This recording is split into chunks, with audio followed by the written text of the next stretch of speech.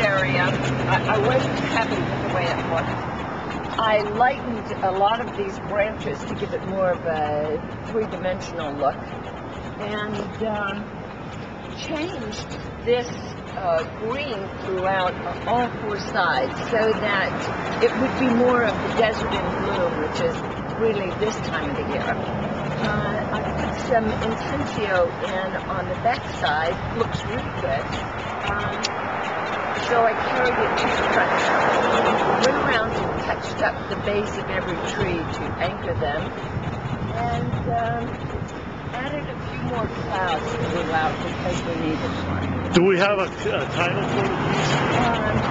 They've fallen in love with each other and they're longing to touch, but now they're just almost touching. So this smoke tree and this smoke tree are joined just about here. Otherwise, I think it could be the promise of spring or just serenity, because that's what the desert is this time of year.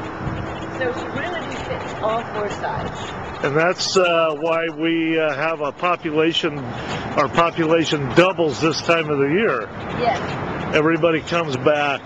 There is this restful energy to the desert, and I think the smoke trees just being in this calming environment is part of the attraction of the desert. And smoke trees, are they indigenous to the desert? Yes, as a matter of fact, one of the problems we have now is the sharpshooter that was infecting or attacking the Temecula Valley and Napa Valley by drilling holes into the vines and killing them, has started attacking all of our smoke trees. So Haystack, where we had these gorgeous smoke trees. Yeah, I used to walk up there. They're all going. I drove up the other day just to see if I could. Well, maybe this is a tribute to the smoke trees. Okay, a tribute to the smoke. Virtually everyone that passes by on foot comments about how much they love them. Yeah.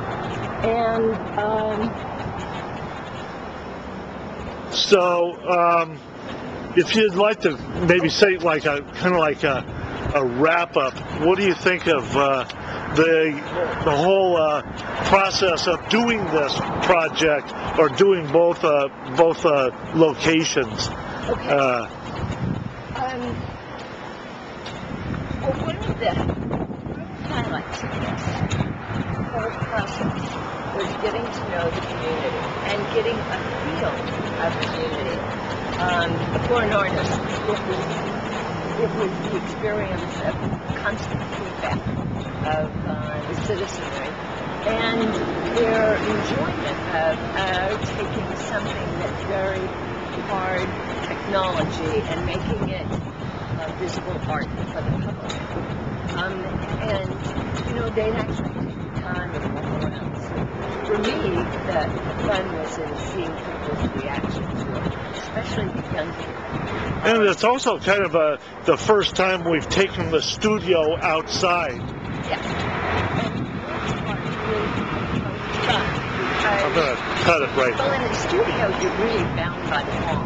And the fun of taking the studio outdoors is when I need some kind of inspiration, like these clouds, became exactly the clouds that were in the sky that day.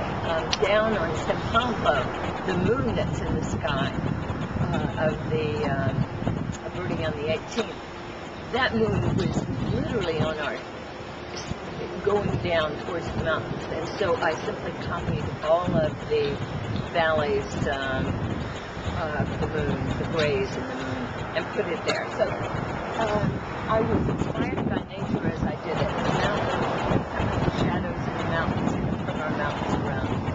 Most of it from my imagination, but it's just imagining what I've seen since I've been here the last 8 years. Well, I think you've captured the essence of the desert with the colors and the vegetation and the sky. Well, at first it was really, as you see here, all of this was our desert in the summer.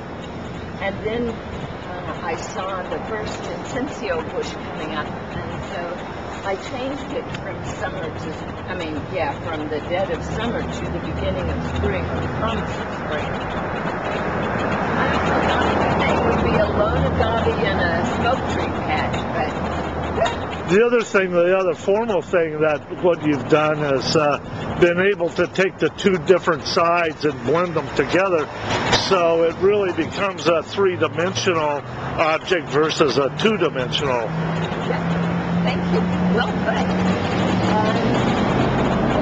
I think working out the way, see it from all different perspectives, which is why it's taken me maybe 2 months to do it instead of 2 weeks, because you constantly see things you can change.